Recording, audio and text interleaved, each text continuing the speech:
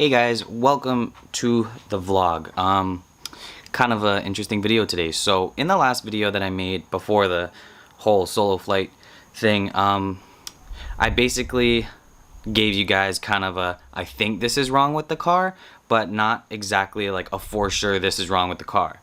Well, in today's video, I know exactly what's wrong with the car, and a lot has actually been done to get this thing back on the road. It's not anywhere near ready yet. It's still going to be a while before she drives again, but I thought I'd just give you guys another update on kind of where it's at right now. So I think I covered in the last video that we tried changing the entire timing kit, but obviously that didn't really work out too well.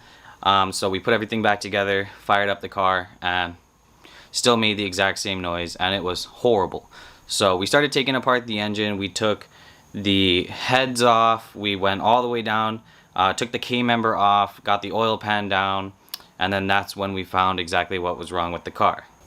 Okay, and just for reference, this is what a piston usually looks like. Alright, see how straight it is? Alright, just take a good look at that. This is what they normally look like with the amount of miles that my car has on it. And this is what destroyed my car. So, as you can tell, that rod is very, very, very bent. And then on top of having the bent rod, if you look around the piston, it is totally, completely shattered. Hope you guys can see that okay. It is just destroyed. But somehow, I guess I got really, really lucky. The block and the crankshaft are totally okay.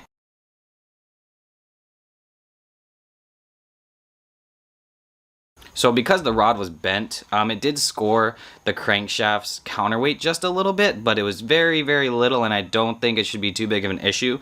But when I had pulled the oil pan and we found out what it was, and I started taking the pistons and rods out, I went ahead and I dug my hand into the oil pan, and I was finding metal shavings, or metal chunks I should say, as big as like this bolt, and like they were huge. So I have no idea how it didn't score my cylinder walls or destroy my crankshaft or throw rod bearings or anything like that. But everything other than that rod and that piston is totally okay. So I've already ordered new pistons. In fact, I have them already. I have the new pistons, I have new rods.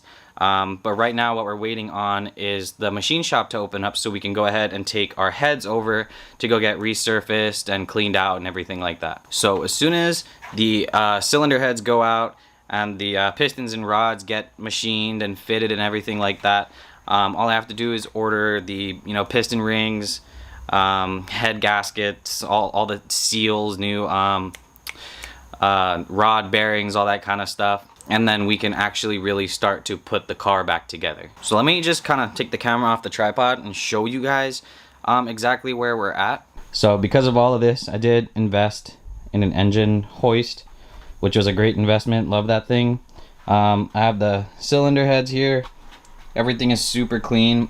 Now would be a pretty good time to put in cams, but putting in cams is not too hard. So I just kind of want to get the car back on the road. It would also be a really good time to do headers, but I don't think I'll be doing that right now. But even if I want to do that stuff later, it's not too bad because I have the hoist and I've literally taken apart the entire engine bay of the car, so I don't think it'll be too much of a challenge to get headers or camshafts or anything like that in the car. And my garage is a total wreck, but if you look right here, that is the K-member where all the suspension, the engine mounts, everything hooks up to that. I do want to get a tubular K-member. Not sure if I'm gonna have it in as I'm putting the entire car back together, but it's definitely something that I really want to do, because taking that out and just working on the car and suspension and everything with that there is kind of annoying. So a tubular one would be a lot nicer, lighter, and just better looking than this big ugly thing. So that should be pretty cool. There's the oil pan, timing cover. Yeah, the timing cover is under there. I got the throttle body, intake manifold, and fuel rail and stuff is over there. But yeah, so she's just been sitting here, and I really miss driving her a lot. But let's go ahead and take a look under the hood. So hopefully you guys can see okay. I just have this little light clip to my hood, but there's really nothing left in the engine bay other than the block. And that bent connecting rod came out of cylinder number 8, which is over here in the back. Yeah, and I don't really have the light right now to show you guys, but inside the cylinder is totally, let me see if I can get it to show. Probably not, but inside the cylinder is totally clean. All the cylinder walls are super clean. There's not even an edge from carbon deposits or anything like that. It basically looks the same as this side. Maybe can I have a little bit more light over here? Let's see. Okay, not much better over here, but the cylinder walls are super clean, as well as the crankshaft and everything else. You probably can't see the crank at all, but it's down there. The crank is totally clean. So I'm super stoked about that part, meaning I don't have to take the entire block out of the car. So yeah, pretty much right now we're just waiting on the heads to get done, and then just the small little parts, bearings, seals, and all that kind of stuff, gaskets, and then we're gonna start the process of putting her back together. So I guess at the end of it, it'll have a whole new bottom end minus the crankshaft. It'll have a whole new timing kit. The EGR, the exhaust gas recirculation system right here is gonna be deleted, so I'm taking that out because here in Hawaii we don't have those smog or emissions laws like California or anything like that, so that's gonna get totally deleted. That'll clean up the engine bay just a little bit. But yeah, we're definitely making a lot of progress. I don't think the car's gonna be done by the end of this year, but next year I definitely want to get this thing really moving and start doing all the things that I actually wanted to do to the car, like aesthetic things and performance upgrades and all that kind of stuff. This stuff has kind of just been obviously priority, but I can't wait to get started doing all the things that I had planned for this car. But I mean, yeah, that's pretty much all I have for the update. It's definitely getting worked on.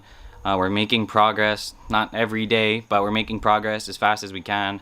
And I can't wait to really get the car back together, because I know that the content is going to be a lot better once the car is running and we can actually start putting money towards more fun things and things that you guys actually want to see.